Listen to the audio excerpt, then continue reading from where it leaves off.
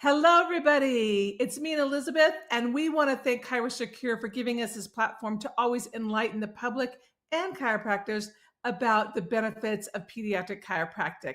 So, right now, Elizabeth is going to take a little nap, as always, as we continue to hang out and cover some more exciting information. So, Elizabeth, time for your little snoozer right there. Hey there, I'm Monica Berger, and we're in for some great information coming your way on if you want to get the lips, you got to get the hips. So, what the heck does that mean? We're going to talk about postural stability and oral fascial restrictions and the suck, swallow, breathe reflex, and a whole bunch of fun stuff. So, ready, set, here we go. Here's a scoop.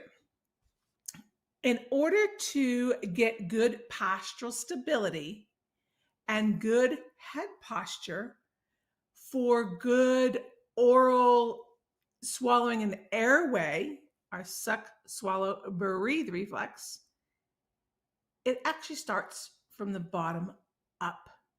So, our suck, swallow, breathe reflex is an infantile reflex, and it should integrate, it should be gone. It's got a wide range actually for between 6 months and 18 months. So it's kind of a broad span in there. But what you're going to look for, this is something I get all questions asked about quite a lot. A, why is the little fiddle fart not sitting independently? Like, what's going on? And sometimes they will actually be meeting other milestones like creeping, crawling on all fours, rolling, and even wanting to stand, but they can't sit independently.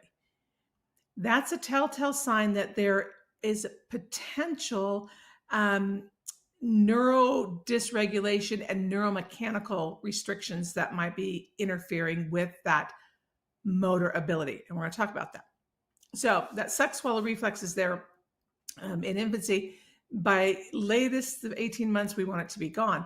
But if it's not, we might see that infant toddler not having food aversions, okay? Because it can be scary to eat, to swallow if you don't have good airway capacity. So here's how it rolls. About 5 to 6 months of age, this is a key milestone that we want to be mindful of and be watching for during our neuromotor development trajectory. 5 to 6 months of age, they should be bringing their toes to their nose, right? They're grabbing both feet and coming up in that flex position. And then they start to go to a cross lateral pattern, right? Maybe left toe with right arm, right toe with left arm. And we start to build the pelvic floor at that time. So two key muscles that are coming into play here are transverse abdominal muscles and our psoas muscles. Well, here's the scoop. Here's where we start mingling everything together. Psoas is referred to as the seat of the soul. It is incredibly important for postural stability in the upright position, but here's the catch. The psoas is actually very important for sitting stability, for postural stability in the seated position. And that needs to come on board in order to get good core control while we're sitting, good core postural control, and good head control. And the head should be over the shoulders and over the pelvis in order to have good airway. And that's where things can go cattywampus for those kiddos that don't have that good postural stability. And then you might see eating aversions. So 5 to 6 months of age, toes to the nose, then the cross lateral pattern. It's developing the transverse abdominis and the psoas muscles. The psoas muscles come in and tie in to the inferior portion of the diaphragm. So that's how we can get some tethering. If we've got either too lax or too tight muscle bundles on those psoas muscles, the insertion into the inferior portion of the diaphragm can start to lead to lack of diaphragmatic movement. And that can lead to difficulty of that suck, swallow, breathe reflex to dissipate and not be active anymore. And it can also lead to, with lack of diaphragmatic movement, we can get aberrant vagal tone. And the vagus nerve is a huge neuromodulator in that suck, swallow, breathe reflex. So hopefully you're seeing all the ties here, how it all ties together. And the floor of the mouth, the tissues on the floor of the mouth insert into the superior part of the diaphragm. So we end up with this piston effect between the pelvic floor and the floor of the mouth.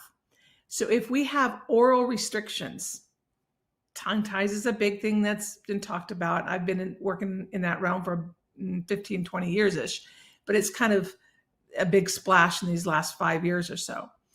So if you have this fascial restriction and this piston effect between the pelvic floor and the floor of the mouth, both causing stress on the diaphragm can now stop moving in a good breathing pattern that we need it to and act as a core stabilizer because the lack of stabilization from the pelvic floor.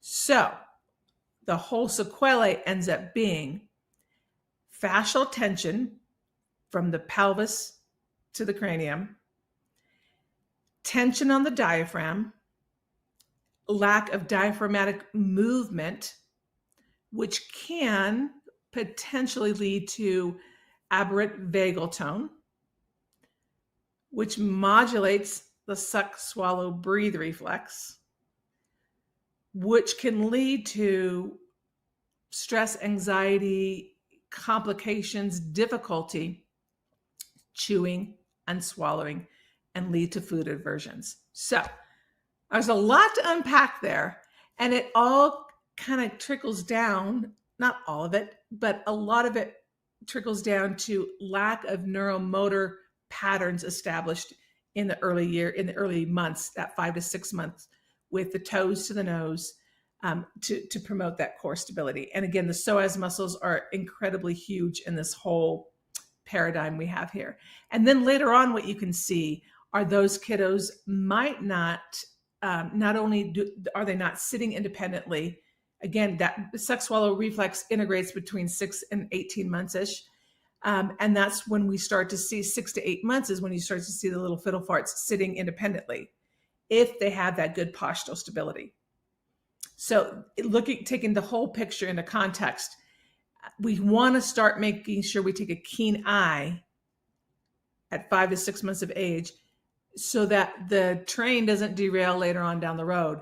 And other abnormal motor patterns you might see is the inability to get on all fours and rock because of lack of core stability, lack of 4-point crawling, cross crawl pattern, and maybe what we call postural instability or postural insecurity, and they don't want to be upright against gravity. And that can all lead from those early aberrant, abnormal motor movement patterns.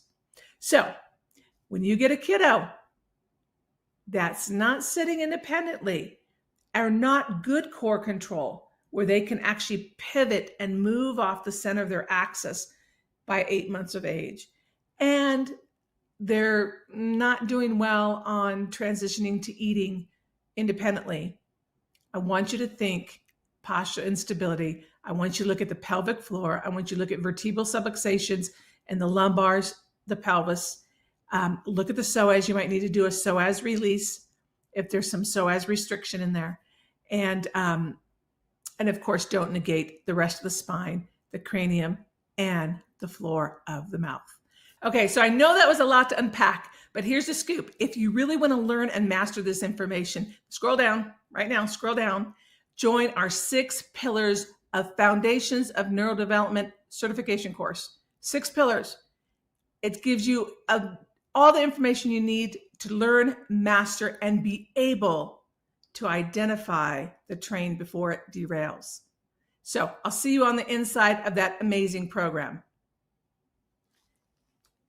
Once again, Elizabeth and I want to thank ChiroSecure for giving us this platform. And we want to wish you the merriest of holidays, Merry Christmas, Happy New Year. We cannot wait to join you in 2026 for more incredible information. And again, ChiroSecure, thank you for having our backs and for caring about the profession and helping the future generations to understand pediatric chiropractic.